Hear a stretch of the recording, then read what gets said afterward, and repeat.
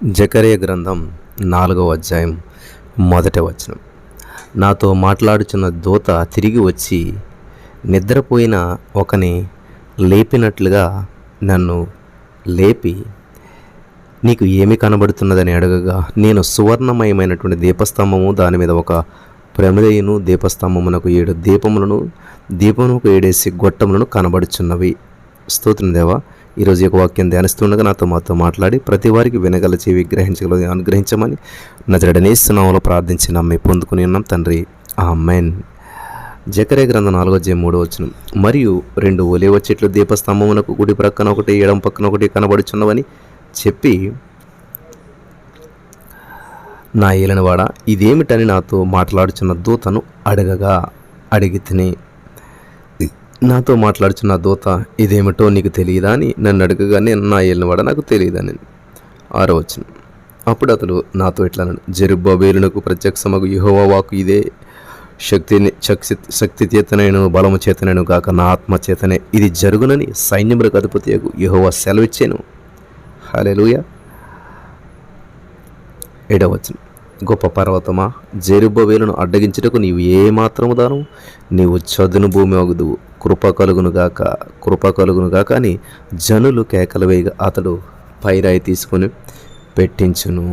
హల్లెలూయా. జకర్యా గ్రంథం 4వ అధ్యాయంలో ఉన్నటువంటి దర్శనం దీపస్తంభం, ఒలీవ చెట్లు. ఇది 7వ దర్శనం.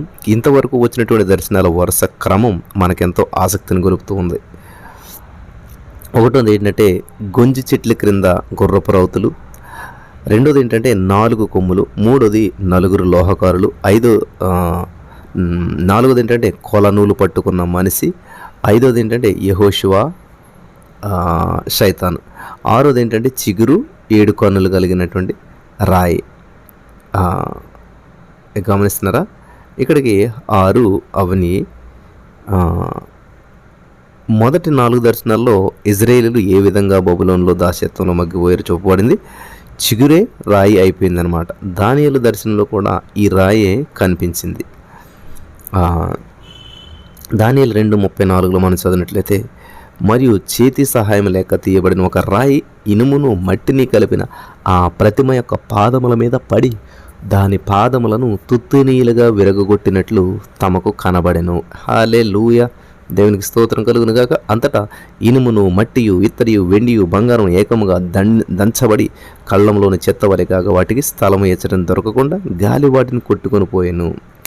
ఈ దర్శనాలు కడవరి కాలాన్ని సూచిస్తూ ఉన్నాయి. లోకమంతటా కూడా ఇజ్రాయేల్ జాతి చెదిరిపోతుంది. అయితే యేసుక్రీస్తు ప్రభువారు తాను వచ్చేటువంటి లోపుగా వీరిని అందరినీ కూడా సమకూర్చుకుంటాడు. జకర్యా యొక్క 5-6 దర్శనాలు ఇజ్రాయేల్ ప్రజల అంతరంగమందు రావాల్సినటువంటి పరివర్తన చూపుతూ ఉన్నాయి. యెహోషువ యొక్క మలిన వస్త్రాలను మరి దేవుడు తొలగించాడు. పాపములో జీవిస్తూ దేవుని సేవ చేస్తామంటే కుదరదు. వారికి శుద్ధి కావాలి. తమను తాము శుద్ధి చేసుకోలేరు. మతాచారాలు మనిషిని శుద్ధిపరచలేవు. యెషయా గ్రంథం 1:18 మనం చదివినట్లయితే, యెహోవా ఈ మాట సెలవిచ్చుచున్నాడు, రండి మన వివాదం తీర్చుకుందాం, మన పాపములను రక్తం వలె ఎర్రనైనను అవి హిమ వల్లే తెల్లబడును, కెంపు వలె ఎర్రనైనను అవి గొర్రె బొచ్చు వలె తెల్లవగును అంటున్నాడు ఇక్కడ యెషయా 1:8. తీతు 3:5లో, మనం నీతిని అనుసరించి చేసిన క్రియల మూలంగా కాక తన కనికరము చొప్పుననే పునర్జన్మ సంబంధమైనటువంటి స్నానము ద్వారాను పరిశుద్ధాత్మ మనకు నూతన స్వభావం కలుగజేయటం ద్వారాను మనలను రక్షించెను. నీకు ఏమి కనబడుతున్నదని చెప్పి అడుగుగా, నేను సువర్ణమైనటువంటి దీపస్తంభం అంటూ ఉన్నాడు. ఇక్కడ సేవలో ప్రవేశించక ముందు యెహోషువ గుర్తించవలసిన కొన్ని నిబంధన సత్యాలు ఉన్నాయి. ఇక్కడ నెంబర్ 1 బంగారు దీపస్తంభము, నెంబర్ 2 ఒలీవ చెట్లు. ఈ దర్శనం మనం నేర్చుకోవాల్సినటువంటి సత్యాలు ఎన్నో ఉన్నాయి. పిల్లలు గమనించాలి. ఇక్కడ నిద్రపోతే వచ్చేవి కళలు. ఇది కళ కాదు, ఇది దర్శనం మేలుకొని ఉన్న వారికే దేవుడు చూపుతాడు. అందుకే నిద్రించే ప్రవక్తను దేవుడు లేపి దర్శనం చూపెడుతూ ఉన్నాడు. కాబట్టి పరిశుద్ధ స్థలంలో ఉన్నటువంటి దీపవృక్షము ఇది సాక్ష్యపు గుడారంలో ఉండేటువంటిది. ఆ తర్వాత దేవాలయంలో ఇది ఉంచబడింది. ఇది 7 కొమ్ములు కలిగినటువంటి దీపవృక్షం ఇజ్రాయేలీలకు జాతీయ చిహ్నం అన్నమాట. ఇది కాక ఇంకా కొన్ని జాతీయ చిహ్నాలు ఇజ్రాయేలీలకు జాతిగా ఉన్నట్లుగా మరి బైబిల్లో చెప్పబడ్డాయి. మండుతున్నటువంటి పొద, ద్రాక్షవల్లి, ఒలీవ చెట్టు, ఇవన్నీ కూడా ఇజ్రాయేలీల జాతీయ సంకేతాలే. ఇప్పుడు ఈ దర్శనంలో ఉన్నటువంటి దీపస్తంభం కూడా ఇజ్రాయేల్ జాతీయ చిహ్నమే. సాక్ష్య గుడారంలో కానీ ఆ తర్వాత దేవాలయంలో కానీ దీపవృక్షం అన్నిటికంటే ఆకర్షణీయమైనటువంటిది, మరి అందమైనటువంటి వస్తువు అనమాట. అది మేలిమి బంగారంతో చేయబడింది. చేతితో చేయబడింది. అదొక శిల్ప కళాఖండం. బెసలేలు అనేటువంటి గొప్ప శిల్ప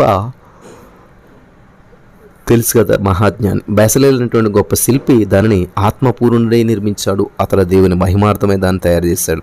ఈ దీపస్తంభంలో అటు ఇటు కూడా 6 కొమ్ములు ఉంటాయి. దీపస్తంభం పైగా ప్రమిదలు ఉంటాయి. అందులో దీపాలు వెలుగుతూ ఉంటాయి. ఈ యొక్క దీపవృక్షం సంగతి ప్రధాన యాజకుని బాధ్యత అన్నమాట. ఇక్కడ నూనె సరఫరా ఆగిపోకుండా దీపాలు ఎప్పుడు వెలుగుతూ ఉండేటట్లు చూసుకోవాల్సినటువంటి వాడు ప్రధాన యాజకుడు. దీపం ఒత్తులను సరిచేస్తూ దీపం వెలిగించేటట్లు చూడాల్సినటువంటి బాధ్యత కూడా ప్రధాన యాజకుడు అనమాట. ఇక్కడ ప్రకటన గ్రంథంలో యేసు 7 దీపస్తంభముల మధ్య సంచరించుచూ కనిపించాడు. ఆ 7 దీపస్తంభములు చిన్న ఆసియాలోని 7 సంఘములు అనమాట. హల్లెలూయా. ప్రకటన 2:5 నీవు మారు మనసు పొందితేనే కానీ సరిలేని ఎడల నేను నీ వద్దకు వచ్చి నీ దీపస్తంభం దాని చోటుని తీసివేస్తాను అంటున్నాడు దేవుడు. దీపము వెలుగని స్తంభం దండగా, అంటే వెలుగులేని దీపస్తంభం దండగా అన్నాడు ప్రభు. అలాగే జరిగింది టర్కీ ప్రాంతాల్లో చూస్తే అప్పటి సంఘాల్లో ఒక్కటి కూడా అక్కడ నిల్చున్న జాడ లేదనమాట. అవశేషాలు లేకుండా అవన్నీ కూడా అంతరించిపోయి ఈ రోజున కూడా దేవుని యొక్క వాక్యాన్ని నమ్మకంగా ప్రకటించకుండా ఉన్నటువంటి సంఘాన్ని దేవుడు తొలగించడానికి ఆయనకు అధికారం ఉన్నది. జకరియా గ్రంథంలో ఉన్నటువంటి దీపస్తంభం ఇజ్రాయేల్ జాతిని సూచిస్తూ ఉన్నది. ఈ జాతి లోకంలో ఉన్నటువంటి అన్యజాతుల మధ్య సాక్షార్థమై వెలుగొండాల్సినటువంటి దీపం. దేవుడు అందుకే ఈ జాతిని ఏర్పరచుకున్నాడు. జకరియా దర్శనంలోని దీపస్తంభం మీద ప్రమిద ఉన్నది. ఈ ప్రమిద కొత్త ఏర్పాటు. మోసే సాక్ష్య గుడారంలో ఎలాంటి ప్రమిద లేదు. ఈ ప్రమిదలో నూనె ఉంది. అందులో నుండి క్రింద ఉన్నటువంటి కొమ్ములకు అది ప్రవహిస్తూ ఉందన్నమాట. ఈ దర్శనంలో ముఖ్యమైనటువంటి అంశం ఏంటంటే నూనె దీపస్తంభం అంటే క్రీస్తే. నూనె పరిశుద్ధాత్మ, నూనె ఇంధనం. నూనె పరిశుద్ధాత్మకు ఎంతో ఎంతో అర్థవంతమైనటువంటి మరి సంకేతం. దీపం వెలుగుతూ ఉంటే వెలుగు కాంతి బయలు వెళ్తాయన్నమాట. కాబట్టి లోకానికి వెలుగు క్రీస్తే. సాక్ష్య గుడారంలో ఉన్నట్టు దీపవృక్షం యేసుక్రీస్తుకు పరిశుద్ధాత్మకు వెలుగుకు చక్కని దృష్టాంతాలుగా ఉంది. ఈ దీపస్తంభం కొలతలు ఇవ్వబడి ఉండలేదు, కానీ ఫలించే బాదం వృక్షం సంకేతానికి ఫలించే బాదం వృక్షం ఇక్కడ సంకేతము దీపవృక్షం పైన అమర్చబడి ఉంటుంది. ఇక్కడ నూనె సరఫరా ఉండాలి, ఒత్తులను సరిచేయాలి, అఖండ దీపం వెలుగుతూనే ఉండాలి. ఇక్కడ యోహాను సువార్త 16:13 అయితే ఆయన అనగా సత్యస్వరూపైన ఆత్మ వచ్చినప్పుడు మిమ్మల్ని సర్వసత్యంలోనికి మిమ్మల్ని నడిపించును. ఆయన తనంతట తాను ఏమి బోధించగా వేటిని వినునో వాటిని బోధించి సంభవింపబో సంగతులను మీకు తెలియజేయను. గమనించవలసినటువంటి విషయం ఇది. అద్భుతమైనటువంటి విషయం అన్నమాట. నా ప్రియమైనటువంటి సహోదరి స్నేహితులారా, చాలా జాగ్రత్తగా వినాలి. ఇక్కడ ఏది బోధించాలో అది బోధించి తెలియజేస్తాడంట పరిశుద్ధాత్మ దేవుడు. ఆయన వాటిలను తీసుకుని మీకు తెలియజేయను కనుక నన్ను మహిమపరచుము. దీపస్తంభము దీపములు గలది, ఎడతెగక దీపములు వెలుగుతూనే ఉంటాయి. ఆ వెలుగులోనే దీపస్తంభం యొక్క వెలుగు కనబడుతుంది. అలాగే పరిశుద్ధాత్మ తాను ఏమీ చేయలేడు. హల్లెలూయా. పరిశుద్ధాత్మ యేసు మహిమను, ఆయన సౌందర్యాన్ని బయలుపరుస్తాడు. ఈ దీపస్తంభమునకు 2 ఒలివ చెట్లు కుడివైపున, ఒకటి ఎడమవైపున ఉన్నాయి. ప్రియులారా గమనించాలి. దావీదు వంశానికి చెందినటువంటి వాడు జెరుబ్బబేలు. ఒక ఒలివ చెట్టు జెరుబ్బబేలును చూపుతూ ఉన్నది. 2వ ఒలివ చెట్టు యెహోషువ, అతడే ప్రధాన యాజకుడు. ఇజ్రాయేలు జాతికి ఆశీర్వాదాలకు సాధనాలుగా దేవుడు వీరిద్దరిని కూడా వాడుకుంటూ ఉన్నాడు. దేవునికి స్తోత్రం కలుగును గాక. ఇజ్రాయేలుకు వెలుగు వస్తే ఆ వెలుగు లోకమంతటిని ప్రభావితం చేస్తుంది. ఇక నూనె, ఒలివ నూనె, ఇజ్రాయేలీలు దానిని బంగారు నూనె అనేటువంటి వారు అంటున్నారా. నూనె అంటే పరిశుద్ధాత్మ. ఈ ప్రవచనం భవిష్యత్తులోకి చూపెడుతుంది అనమాట. ఇది మహాశ్రమల కాలాన్ని ప్రవశిస్తోంది అని మనం గ్రహించాలి. ప్రకటన గ్రంథంలో ఈ సంగతి వివరించబడింది. ప్రకటన 11:3 నేను నా 2 సాక్షులకు అధికారం ఇచ్చేదని వారు గోనెబెట్ట ధరించుకుని 1200 సంవత్సరాల దినములు ప్రవచింతురు. వీరు భూలోకమునకు ప్రభు అయినటువంటి వాని ఎదుట నిలిచినటువంటి 2 ఒలివ చెట్లను దీపస్తంభంలో ఉన్నారు. మహాశ్రమల కాలంలో అంత్యక్రీస్తు ఒత్తిడిని బట్టి ఒక్క సాక్షి నోరు తెరవబడటానికి సాహసించలేనటువంటి రోజులు అవి. ఇప్పుడు ఇద్దరు నిలుస్తారు. ఇద్దరు ఇచ్చినటువంటి సాక్ష్యమే న్యాయస్థానంలో అంగీకరించబడుతుంది. కాబట్టి ఏ తరంలోనైనా దేవుడు తనకు సాక్ష్యము ఉండకుండా చేయడనమాట. సాక్ష్యాన్ని ఉంచుతాడు, సాక్షులుగా నిలబెడతాడు. ఇది గమనించాలి. మహాశ్రమల కాలంలో 2 సాక్షులు నిలిచి నోరు తెరిస్తారు. వీరిద్దరు ఎవరనేది పలువురు ఊహించి ఏవేవో పేర్లు చెప్తుంటారు. వారిద్దరిలో మొదటివాడు ఏలియా, రెండవ సాక్షి మోసే అని, హనోక్ అని, బాప్తిస్ముడైన యోహాన్ అని అభిప్రాయపడ్డారు. వీరిలో ఎవరు అనేది ముఖ్యం కాదు, కానీ వారు పరిశుద్ధాత్మ శక్తితో సాక్ష్యమిస్తారు. వారు దేవునికి సాక్షులు అనమాట. జకరియా కాలంలో జెరుబ్బయలు యెహోషువను దేవుడు వాడుకున్నట్లే ఆ మహాశ్రమల కాలంలో దేవుడు ఈ యొక్క ఇద్దరు సాక్షులను కూడా వాడుకుంటాడు. హల్లెలూయా. కాబట్టి ఇక్కడ జకరియా దర్శనాలన్నీ కూడా దేవుని సంకల్ప సిద్ధికి మెట్లలాగా మరి అంచెల వారీగా క్రమంలో మనకు ప్రవచన పాఠాలు ఎన్నో నేర్పుతాయి. కాబట్టి ఈ దర్శనాలన్నిటినీ కూడా పేర్చుకుంటూ పోతే మరి దేవుని సంకల్పం అనేటువంటి చిత్రపటం పూర్తవుతుందన్నమాట. చెర నుంచి తిరిగి వచ్చినటువంటి వారిని ప్రోత్సహించినందుకే దేవుడు వీరిని ప్రవక్త ద్వారా భావగర్భితమైనటువంటి ఈ దర్శనాలను ఇచ్చాడు. దేవునికి స్తోత్రం కలుగును గాక. వీరు బబులోనులో 70 సంవత్సరాలు ఉండి వచ్చినటువంటి శేషిత జనం ఇదంతా కూడా దేవుని సంకల్పంలో భాగమని చెప్పి ప్రవక్త వారికి జ్ఞాపకం చేస్తున్నాడు. వీరు స్వదేశానికి వచ్చాక దేవుని వద్దకు మరల రావాల్సి ఉంటుంది. అందుకే దేవుడు వారిని శుద్ధీకరించాడు. దేవునితో సరైనటువంటి సహవాస సంబంధానికి దేవుడు వారిని సిద్ధపరిచాడు. వారి సాక్ష్యం బలంగా ఉంది. ప్రియులు గమనించాలి. వారి సాక్ష్యం బలంగా ఉండాలంటే వారు దేవునితో సన్నిహితమైనటువంటి సహవాసం అనుభవించేవారై ఉండాలి. దేవునికి స్తోత్రం. జకరియా ప్రవచనాలు అప్పటికప్పుడే నెరవేరినవి, కొన్ని ఉన్న సుదూర భవిష్యత్తులో నెరవేరవలసి ఉన్నవి. కాబట్టి 1000 ఏళ్ల పరిపాలనలో పూర్తి నెరవేర్పు అనేటువంటిది ఉంటుంది. హల్లెలూయా. దేవునికి స్తోత్రం కలుగును గాక. జకరియా 13 ఆ దినమున పాపమును అపవిత్రతను అని చెప్పి అంటున్నాడు. కాబట్టి నీవు శుద్ధి పొందిన తర్వాత లోకానికి ప్రకాశిస్తారు. అదే దేవుని నిత్య సంకల్పం అన్నమాట. ద్వితీయోపదేశకాండం 32:8 మహోన్నతుడు జనములకు వారి స్వాస్థ్యములను విభాగించినప్పుడు, నరజాతులను ప్రత్యేకించినప్పుడు, ఇజ్రాయేలీల లెక్కను బట్టి ప్రజలకు సరిహద్దులను నియమించెను. 30. హల్లెలూయా. దేవుడు తన ప్రజలైనటువంటి ఇజ్రాయేల్ లోకానికి సాక్షులై ఉండాలని చెప్పి ఆయన సంకల్పం. ఇజ్రాయేల్ భూమి దేవుని సార్వత్రిక ప్రణాళికలో కేంద్రంలో ఉన్నదన్నమాట. హల్లెలూయా. 3 ఖండాల్లో పాలస్తీనా కేంద్రంలో ఉంది. ఆఫ్రికా, ఆసియా, ఐరోపా ఈ 3 ఖండాలు కూడా కలిసే కేంద్ర బిందువులోనే పాలస్తీనా ఉన్నది. అన్ని ప్రపంచ రాజకీయాలకు మీరు గమనించాలి, అది కూడల స్థానం అన్నమాట. దేవునికి స్తోత్రం. దేవుని వాక్య ప్రకటన కేంద్రం అయ్యే వరకు కూడా అక్కడ అనేక సమస్యలు ఏర్పడతాయి. భవిష్యత్తులో ఒకానొక రోజున వీరు సమస్త జాతులకు తామే సాక్షులవుతారు. కాబట్టి ఈ రోజున యూదులు దీపస్తంభాన్ని తమ జాతీయ చిహ్నం అని చెప్పుకుంటున్నారు. ఇజ్రాయేల్ దేశంలో మరి అంజూరం ఆ యొక్క ఒలివ ద్రాక్ష చిహ్నాలు అంతగా కూడా కనబడవు, కానీ దీపస్తంభం ఎక్కువగా కనబడుతుంది. దేవునికి స్తోత్రం. ఒకానొక రోజు ఇజ్రాయేలీలు దేవునికి సాక్షులై లోకమంతటికి కూడా సాక్ష్యం చెబుతారు. గతంలో ఇజ్రాయేలు దేవుని మాట వినలేదు. ఈరోజు సంఘం దేవుని మరి వింటున్నారా ప్రియులారా? గమనించాలి. యేసుక్రీస్తు ప్రభువారు సంఘాన్ని బూదిగంతాల వరకు కూడా నాకు సాక్షులై ఉండాలని చెప్పి ఆజ్ఞాపించాడు. దేవుని వాక్యం ఒకసారి విన్నటువంటి వారు ఏమి విన్నటువంటి వారికి వినిపించాలి. దేవునికి స్తోత్రం కలుగును గాక. ఇది గమనించవలసినటువంటి యేసుక్రీస్తు ప్రభువారు సంఘాన్ని బూదిగంతాల వరకు కూడా సాక్షులై ఉండాలని చెప్పి ఆజ్ఞాపించాడు. ఇది గమనించాలి. సంఘం ఎత్తబడిన తర్వాత యూదులందరూ ఒక గొప్ప జాతిగా మరి అన్యులకు సాక్షులై ఉంటారు. యెరూషలేము నుంచి ఆ రోజున దేవుని వాక్యం బయలువెళ్తుంది. హల్లెలూయా. యెషయా 2:2 అంత్యదినములలో పర్వతంపైన యెహోవా మందిర పర్వతం శిఖరమున స్థిరపరచబడి కొండల కంటే ఎత్తుగా ఎత్తబడి ప్రవాహం వచ్చినట్లు సమస్త అన్యజనులు దానిలోనికి వచ్చెదరు. ఆ కాలమున సియోనులో నుండి యెషయా 2:3 ధర్మశాస్త్రం యెరూషలేములో నుండి యెహోవా వాక్కు బయలువెళ్ళును. జనములు గుంపులుగా వచ్చి యాకోబు దేవుని మందిరమునకు యెహోవా పర్వతమునకు మనం వెళుదాము రండి, ఆయన తన మార్గముల విషయమై మనకు బోధించును, మనం ఆయన త్రోవలో నడుచుమని చెప్పుకుందరు. నా ఇల్లువాడ ఇదేమిటని మాట నాతో దూతను అడిగినప్పుడు చెప్తున్నాడు. జకరియా 4:5-6 మనం చదివినట్లయితే ఎక్స్ప్లెనేషన్ ఇస్తున్నాడు అనమాట. జెరుబ్బేలు నాయకుడు, యెహోషువ యాజకుడు. జెరుబ్బేలు యూదా గోత్రానికి దావీదు వంశరేఖకు చెందినటువంటి వాడు. ఎజ్రా గ్రంథంలో వివరించబడినట్లుగా బబులోను నుండి స్వదేశానికి నడిపించబడిన నాయకుడు జెరుబ్బేలు. దేవాలయ పునర్నిర్మాణ విషయంలో జెరుబ్బేలు ఎంతో ప్రయాసపడి ప్రజలను సంఘటితపరిచినటువంటి గొప్ప నాయకుడు. దక్షత, నేర్పు, సామర్థ్యం కలిగినటువంటి వాడు. అయితే దేవాలయ నిర్మాణానికి అనేక ఆటంకాలు, అవరోధాలు ఏర్పడ్డాయి అంటున్నారా. జకరియా 4:6 చదువుకోండి ప్లేయర్. 2 ఒలివ చెట్లు, ఒక చెట్టు యెహోషువ, మరొక చెట్టు జెరుబ్బేలు. ఒలివ నూనె సరఫరా ఎంత అవసరం లేనిచో దీపం ఆరిపోతుంది. ఈ యొక్క సత్యాన్ని మీరంతా కూడా గ్రహించాలని చెప్పి ప్రభు పేరట మాన చేస్తూ ఉన్నాను. దేవునికి స్తోత్రం కలుగును గాక.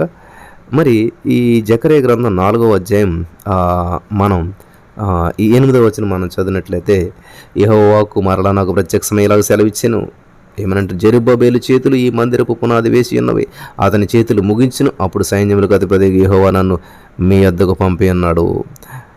కార్యములు అల్పములై ఉన్న కాలము తృణీకరించిన వాడెవడు? లోకమంతటను సంచారం చే యెహోవా యొక్క ఏడు నేత్రములు జెరుబ్బేలు చేతిలో గుండు నూలుండుట చూసి సంతోషించను. దేవునికి స్తోత్రం కలుగును గాక.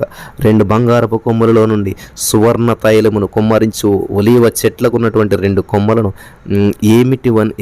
ఏమిటివనియు నేను అతనిని అడగగా, అతడు నాతో, ఇవేమిటివని నీకు తెలీదా అని, నా ఏలినవాడా, నాకు తెలీదని నేననగా, జకర్యా 4:13లో అతడు, వీరిద్దరూ సర్వలోకనాథుడగు యెహోవా యొద్ద నిలవబడుచు తైలము పోయేవారై ఉన్నారనెను. దేవునికి స్తోత్రం కలుగును గాక. హల్లెలూయా.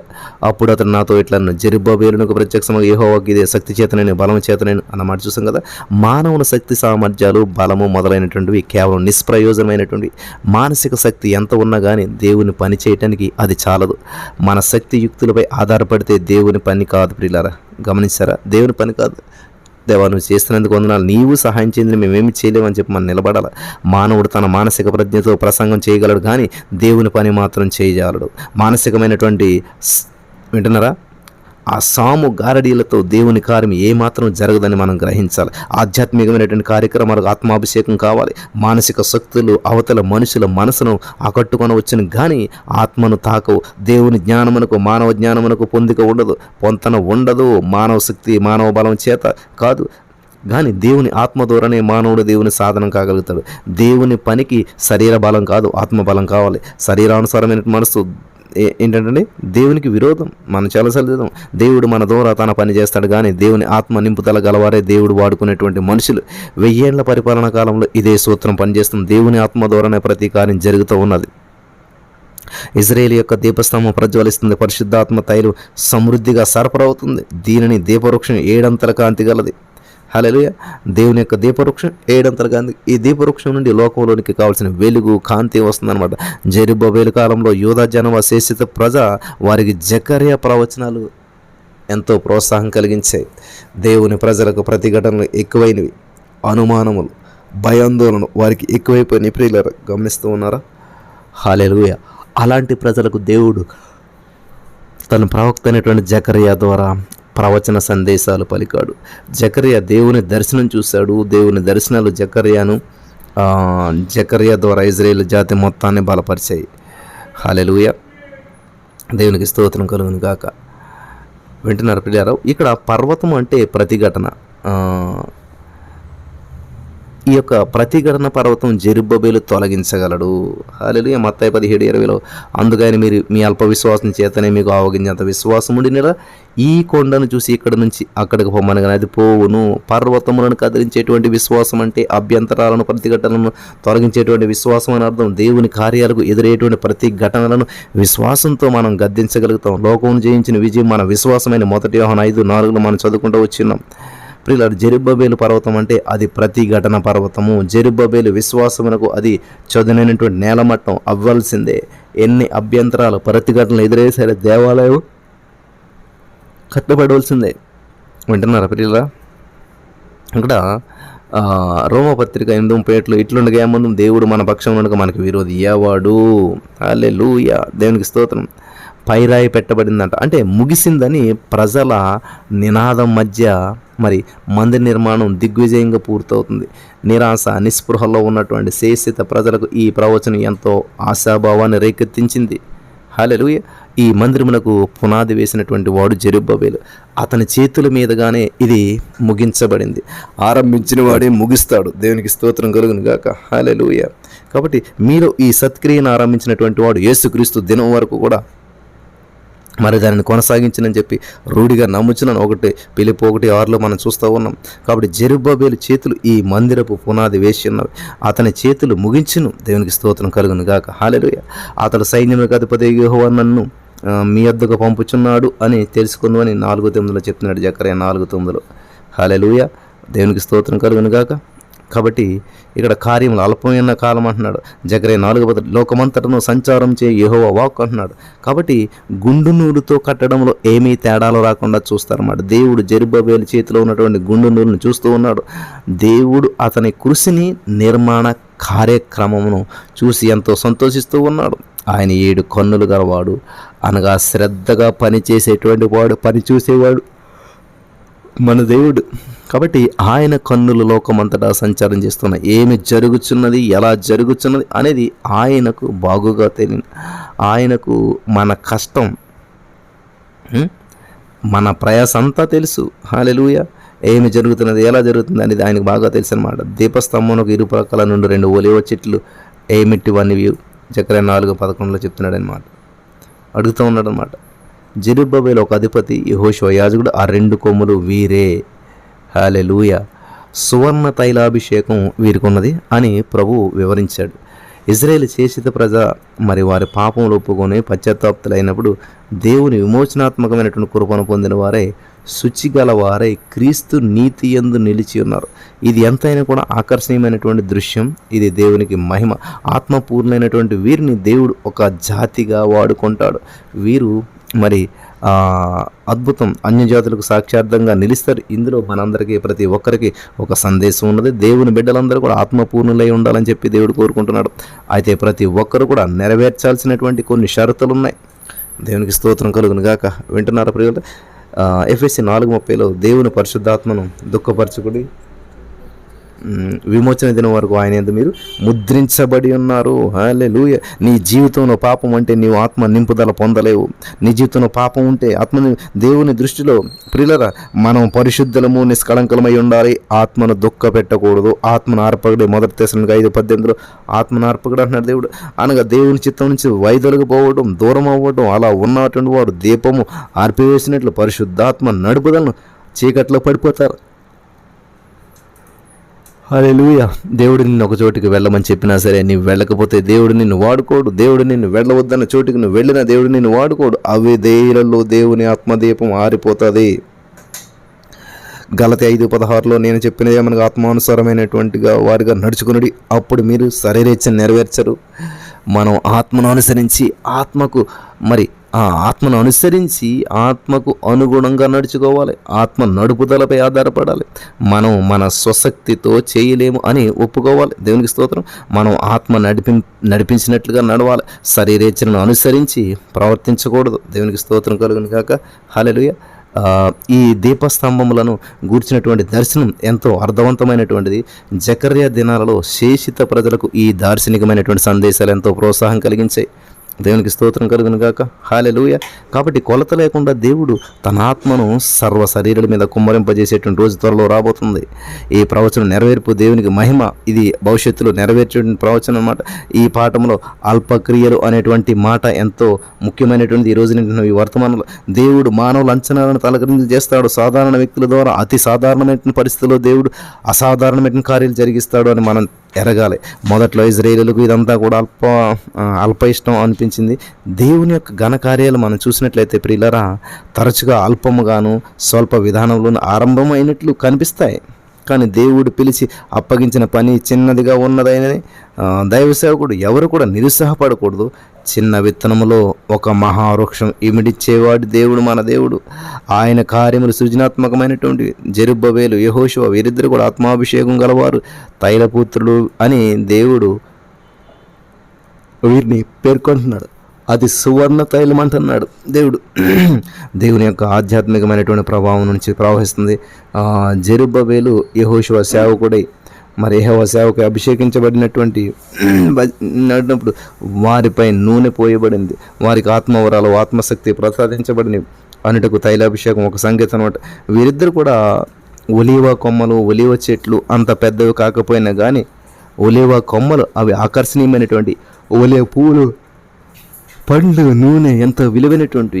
న్యాయాధిపతులు 9:9 చూసినట్లయితే మమ్మల్ని ఏలు అని చెప్పి మరి అక్కడ ఒలీవ చెట్టును దేవునికి మానవుల్ని నరులను సన్మానించదురు. నా తైలముని యొక్క మాని చెట్ల మీద రాజునైండు ఇటు తిరిగి వచ్చిదా అని వానితో నేను. అదే ఒలివ చెట్టు ఎప్పుడు పచ్చగానే ఉంటుంది. అది ఫలభరితమైనటువంటి చెట్టు. అది ఎల్లప్పుడూ కూడా తాజాగా ఉండేటువంటి రాజా చెట్టు. మరి యూదయ ప్రాంతంలో ఒలీవ తోట ఉన్నటువంటి వాడు మంచి మోతువరి ఆసామి కింద లెక్క వస్తారనమాట. దైవ సేవకుడు ఒలీవ చెట్టు కొమ్మ వంటి వాడు, ఉపదేశకుడు ఒలీవ మరి ఆ వృక్ష శాఖలుగా ఎప్పుడూ కలకలలాడుతూనే ఉంటాడు. వీరిలో సమృద్ధి జీవం తొణికిసలాడుతూనే ఉంటుంది. కాబట్టి ఇక్కడ వాక్య పరిచారకునిలో సృజనాత్మకమైనటువంటి మేధస్సు ఉండాలి, సారవంతమైనటువంటి తలంపులు అతనికి రమ్మంటే వస్తాయి. దేవుని ఆత్మ ప్రేరణ మరి ఇక్కడ గమనించాలి.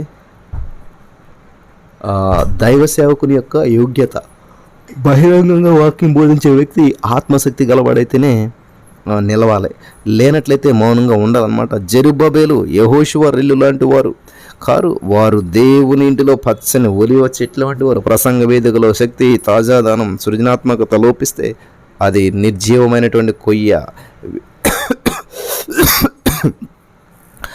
వేదిక అవుతుంది అనమాట. ఆత్మాభిషేకం గల దైవ సేవకులు వాక్యాన్ని ఆకర్షణీయంగా బోధిస్తారు. హల్లెలూయా.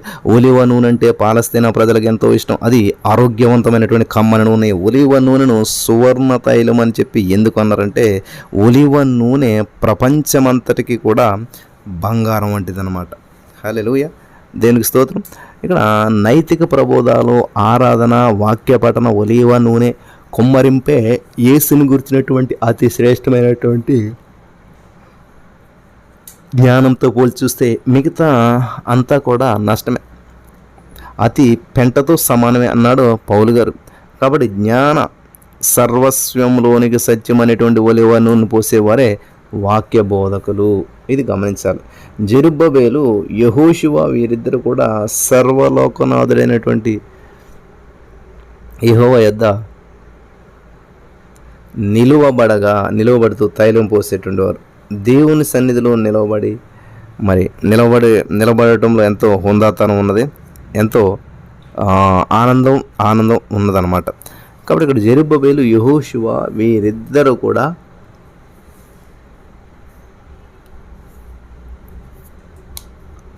ప్రభు నుండి మరి ఆజ్ఞలు పొందారు. జెరుబ్బేలు, యెహోషువ సర్వలోకనాథుడైనటువంటి యెహోవా ఎదుట నిలిచినటువంటి దైవ సేవకులు. జెరుబ్బేలు, యెహోషువ వంటి దైవ సేవకులను, వాక్య ప్రబోధకులను దేవుడు మనకు దయచేయనట్లుగా మనం ప్రార్థించాలి. హల్లెలూయా. ఒలీవ చెట్టు తనకున్నదంతా కూడా మనకిచ్చేస్తుంది. ఒలీవ నూనె లేనటువంటి బోధలు ఎందుకు మరి వింటున్నారా? ఎందుసరికి అనమాట. మానసికమైనటువంటి తత్వములు, పాండిత్య ప్రదర్శనలు ఒలీవ నూనె లేనటువంటి పదార్థాలు అన్నమాట. జెరుబ్బేలు ముందు పర్వతాలు నిలవలేవు. మతదారిలో పర్వతాలు ఉన్నట్లయితే, మన దారిలో పర్వతాలు ఉన్నట్లయితే అవి మనకు పరీక్ష. నిరుత్సాహపడకూడదు. కష్టాలు, అభ్యంతరాలు, ప్రతిఘటనలు మనకు గొప్ప సవాలు. వాటిని ఎదుర్కోవాలి. జెరుబ్బేలులాగా పర్వతాలను చదును చేయగా నేలను చదును చేయాలి. హల్లెలూయా. అందుకు పేతురు అపోస్తలులు 5:29 అందుకు పేతురును అపోస్తలులను మనుషులకు కాదు దేవునికి మేము లోబడవలను కదా అంటూ ఉన్నారు అక్కడ. కాబట్టి మనమైతే అక్షయమగు కిరీటం పొందడానికి మితముగా ఉన్నాము. 1 కొరింథీ 9:25 ఈ మాట సెలవిస్తూ ఉన్నటువంటిది మాట. మనమైతే అక్షయమగు కిరీటమును పొందడానికి మితముగా ఉన్నాము. ఈ మాటల ద్వారా దేవుడు బలపరచును గాక. ఆమేన్.